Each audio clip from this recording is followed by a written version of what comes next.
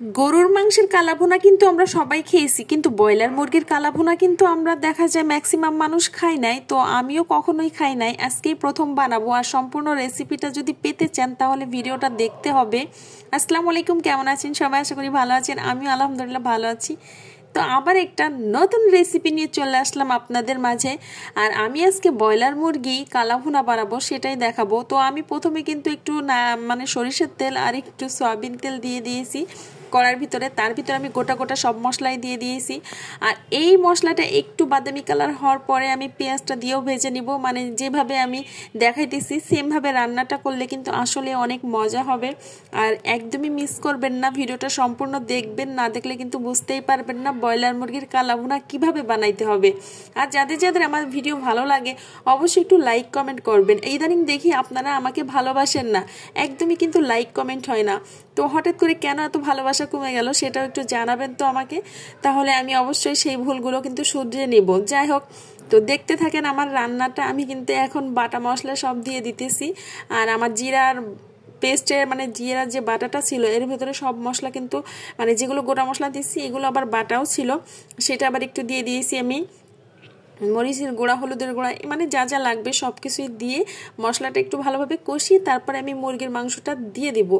তো ভিডিওটা কিন্তু একদমই মিস করবেন না, সম্পূর্ণ ভিডিওটাই দেখতে হবে রান্নাটা শেখার জন্য। অনেকে আছে অল্প একটু ভিডিও দেখে চলে যায়, তো না, একদমই মিস করা যাবে না যদি ব্রয়লার মুরগির কালাভুনা খেতে চান। অনেকে ব্রয়লার মুরগি পছন্দ করে না, আমার মনে হয় এইভাবে রান্না করে যদি খেতে পারেন তাহলে মানে অনেক পছন্দ হবে, অনেক পছন্দ হবে। গরুর মাংস রেখে এই মুরগিটাই খেবেন, মানে সরি ভুল হয়ে গেছে, খাবেন। সমস্যা নেই, কথা বলতে যে এমন একটু ভুল হবেই, সেগুলো ক্ষমা দৃষ্টিতেই দেখবেন, কারণ একেবারে ভয়েস দিতে গেলে অনেক সময় কথা এলোমেলো হয়ে যায়। যে আমি মুরগিটা কষাইতেছি আর আমি অবশ্যই সুন্দর করে একটু নাড়াচাড়া দিয়ে তারপর ঢাকনা দিয়ে ঢেকে দিব। আর আমি মাঝে কিছুটা সময় ভিডিও করিনি, কারণ ওটা কষানো পানি উঠবে, ওটা কষানোর পরে যে ফাইনাল যে রেজাল্ট আসবে সেটা আপনাদেরকে আবার দেখাবো। দেখেন কত সুন্দর একটা কালার আসছে আমার মাংসের কালারটা। আর আমি মাংসটা কিন্তু এই যে রান্না হয়ে গেছে, না না না ভুল করবেন না, রান্না এখনো হয় না, এখনো অর্ধেকটা রান্না বাকি আছে, দেখতে হবে তাহলে। আর এই যে দেখছেন আমার রান্নাটা আমি পুরো করার জন্য আবার আরেকটা কড়াইতে একটু সরিষার তেল দিয়ে নিব।